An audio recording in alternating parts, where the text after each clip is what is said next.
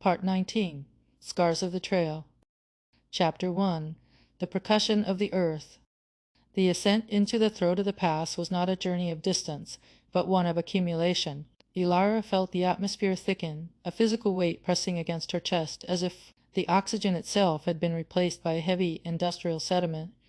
Every breath was a negotiation with the altitude, a shallow exchange that left her lungs burning and her head swimming in a sea of grey static. She adjusted the straps of her pack, the nylon biting into her shoulders, where the skin was already raw and weeping.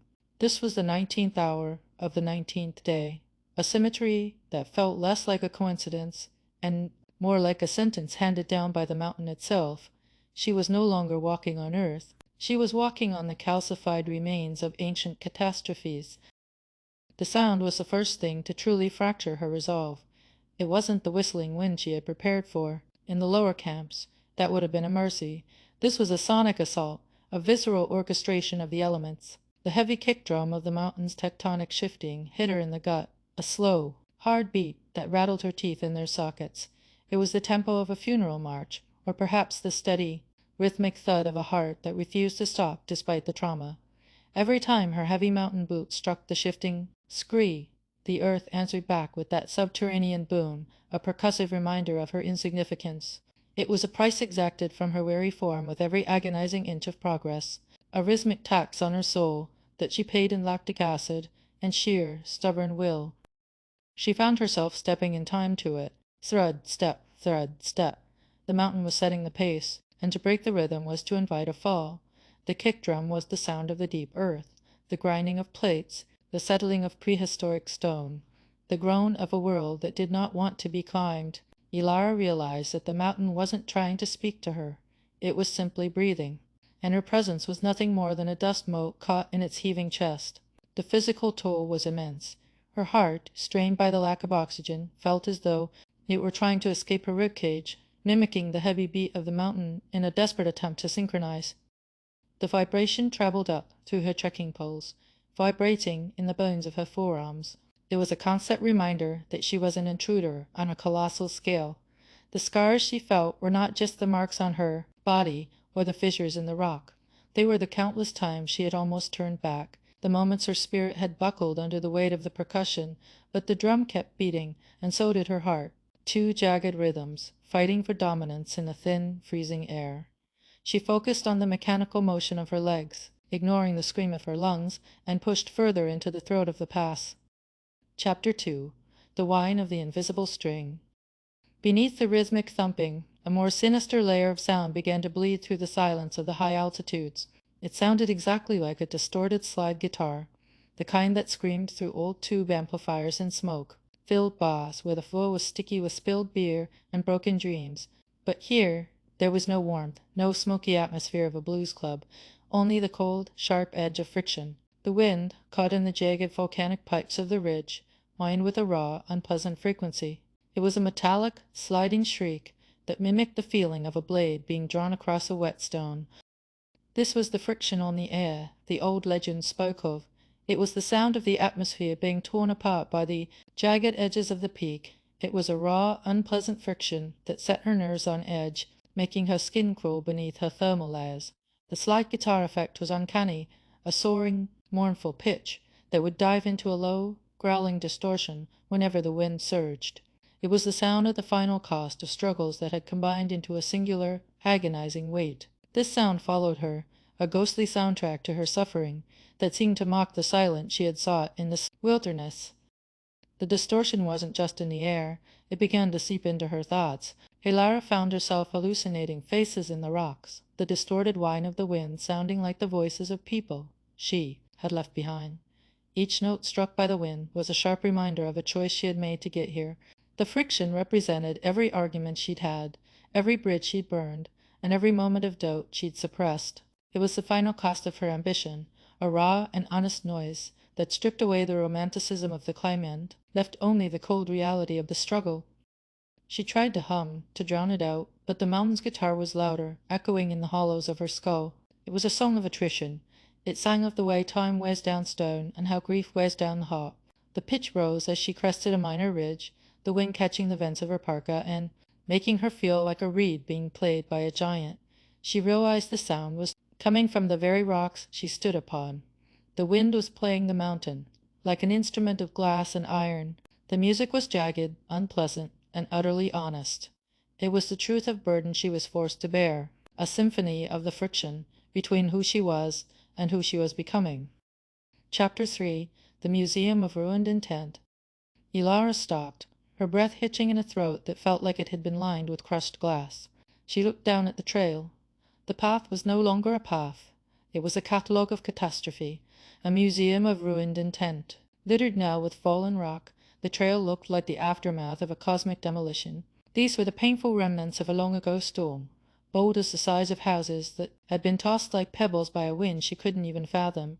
The geology here was violent, frozen in a state of permanent upheaval, much like the internal landscape she had carried since the journey began.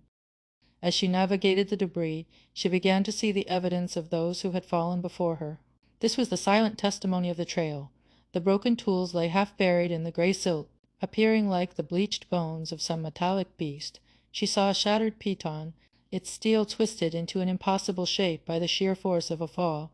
She saw a rusted carabiner that had failed at the critical moment, its gate hanging open, like a mouth frozen in a final scream. These weren't just objects. They were the residues of hope. Someone had held that carabiner and believed it would save them. Someone had hammered that piton with a heart full of determination, only for the mountain to reject it. The shredded lengths of rope were the most haunting. They snaked through the rocks, some buried deep in the blue ice, others whipping violently in the gale, like the severed nerves of the mountain itself. They were punctuation marks at the bottom of a vertical drop, symbols of the fragile threads that hold a life together. Elara looked at her own rope, the vibrant orange nylon now stained with dirt and grease, and wondered if it would eventually join this collection of ghosts. She realized then that the trail didn't just carry rocks, it carried the weight of every failure that had ever occurred on its slopes. She passed a tattered prayer flag, its colors bled white by the sun and wind, its fabric fraying into nothingness. It was a final hope, a prayer offered to a sky that didn't listen. She didn't look away. To look away was to disrespect the dead. She acknowledged each item, each broken shard of equipment, as a milestone in her own journey. They told the story of the ending of hope, but they also proved that others had dared to try.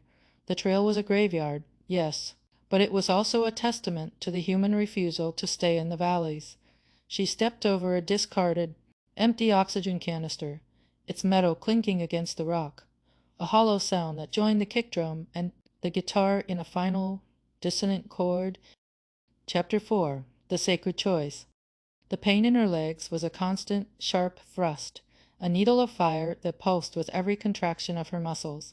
Her quadriceps felt like they were being carved with hot wires, and her knees clicked with a mechanical, dry sound that mimicked the rocks shifting beneath her.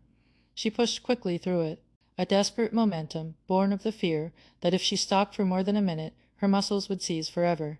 She knew that to slow down was to succumb to the cold that sat waiting in the long, blue shadows of the rocks, a cold that didn't just freeze the skin, but petrified the will. She acknowledged the heavy, bitter cost of this ascent.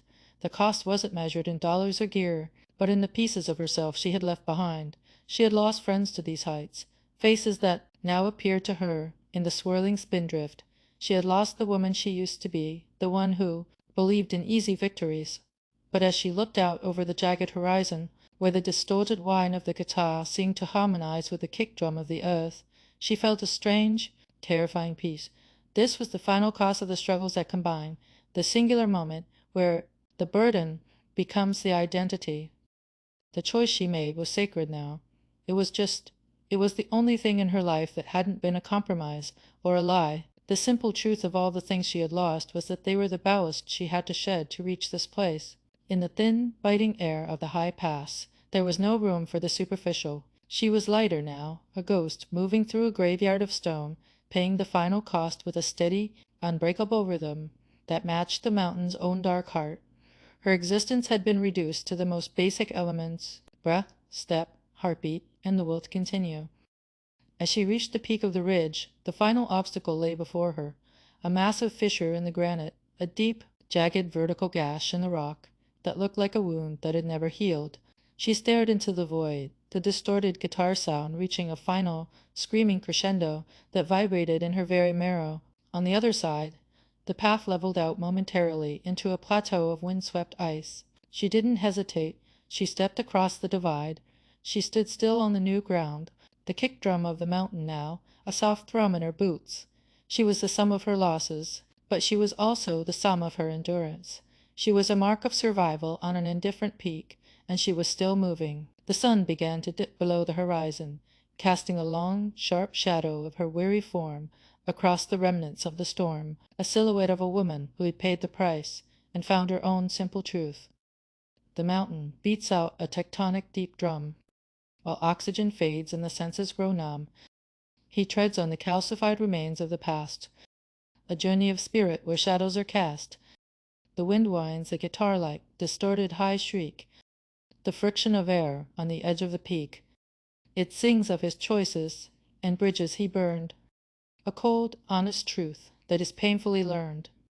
The trail is a museum of ruined intent, where iron is twisted and cables are bent. The shredded nylon and prayer flags of white are markers of those who once lost to the height.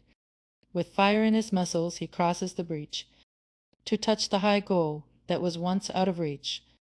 The man is the sum of the scars he has borne, a silhouette standing in the light of the morn,